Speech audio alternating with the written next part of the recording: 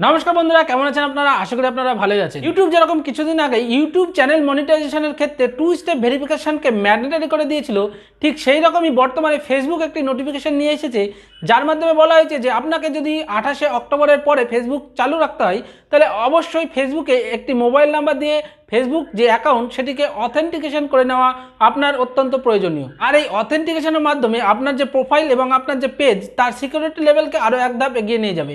আর আপনার প্রোফাইল এবং পেজের হ্যাকিংয়ের হাত থেকে রক্ষা পাওয়ার যে চান্স সেটি কিন্তু অনেক গুণ বেড়ে যাবে। এই টিউটোরিয়ালটির মাধ্যমে দেখে নিই আপনি কীভাবে একটি নাম্বার দ্বারা আপনার ফেসবুক প্রোফাইলের 2 স্টেপ যে অথেন্টিকেশন সেটিকে কমপ্লিট করতে পারবেন।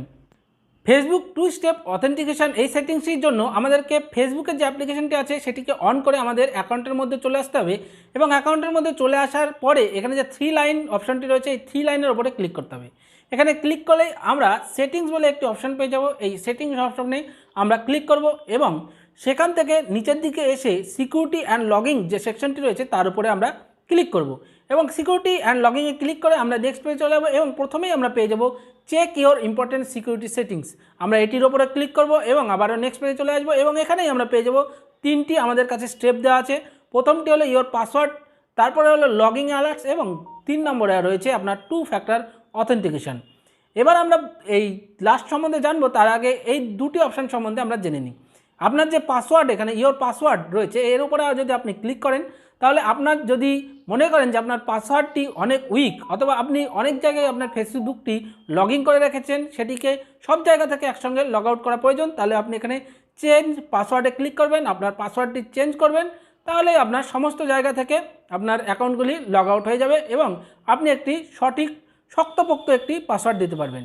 এরপরে লগিং অ্যালার্ট, অর্থাৎ আপনি যে কোনো জায়গায় যদি মোবাইল ছাড়া অন্য জায়গায় যদি অন্য ডিভাইসে যদি আপনার ফেসবুক অ্যাকাউন্টটাকে খোলেন, তাহলে লগ ইন করার সঙ্গে সঙ্গেই আপনার কাছে এই 3টি জায়গায় নোটিফিকেশান চলে আসবে, ফেসবুক, মেসেঞ্জার এবং ইমেলে।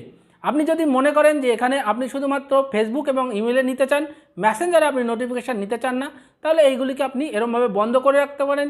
যে কোনো 2টি অন করতে পারেন, 1টি অন করতে পারেন, অর্থাৎ আপনি এটিকে কন্ট্রোল করতে পারেন। এখানে যে অন করলে এরকমভাবে নোটিফিকেশান চলে আসবে। এবার এইটিকে আপনার ইচ্ছা মতো আপনি সেটিংস করে আবার আপনি ব্যাকে চলে যাবেন।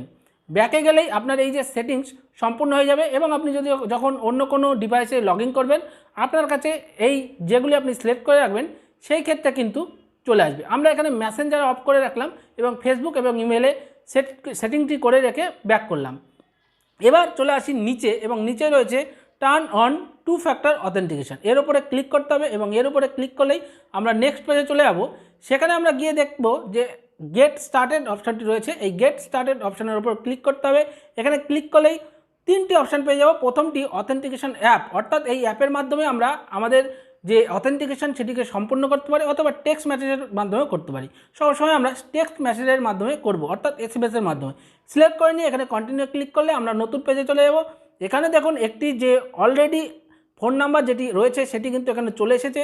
যদি আপনাদের কাছে এখনও পর্যন্ত এই নাম্বারটি থাকে তাহলে এটিকে সিলেক্ট করে রাখবেন, অথবা আপনার যদি অন্য নাম্বারে করতে চান তাহলে অ্যাড যে ফোন নাম্বার রয়েছে সেই বক্সটির উপরে ক্লিক করলে সেটি ব্লু কালারের হয়ে যাবে, এবং আপনি একটি অন্য নাম্বারও অ্যাড করতে পারেন।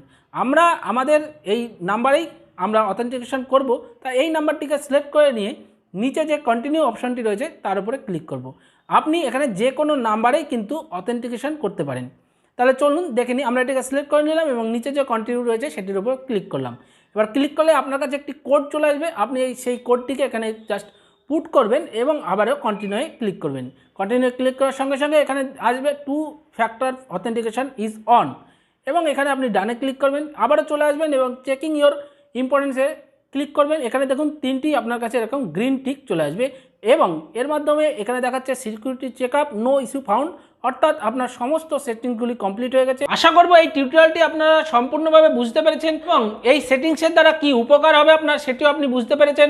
যদি কোনো রকম সমস্যা থাকে অবশ্যই আমাদেরকে কমেন্টে জানাবেন, আমরা সেই সমস্যার সমাধান আপনাদেরকে অবশ্যই দিতে চেষ্টা করব।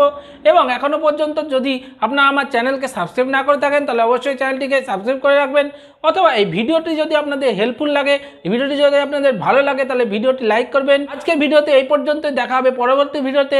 আর সম্পূর্ণ ভিডিওতে আমাদের সঙ্গে থাকার জন্য অনেক অনেক ধন্যবাদ।